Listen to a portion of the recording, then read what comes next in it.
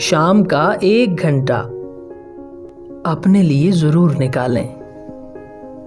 घर की छत पर बैठें, लोगों के मकान देखें, आसमान में उड़ते परिंदे देखें। कॉफ़ी या चाय का कप दोनों हाथों से पकड़कर हरारत महसूस करें। अपने लिए वक्त निकालें, अपने लिए जीना सीखें। अपने आप को अना से हटाकर अहमियत दें। जिंदगी की तलखियों को चाय की चुस्कियों के साथ ख़त्म करें।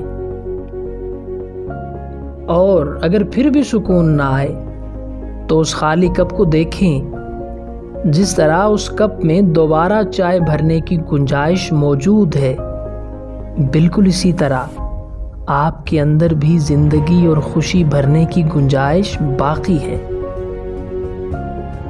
कौन क्या करता है, क्या खाता पीता है, क्या कहता है, इन सब बातों से दूर होकर सिर्फ अपना जायजा लें।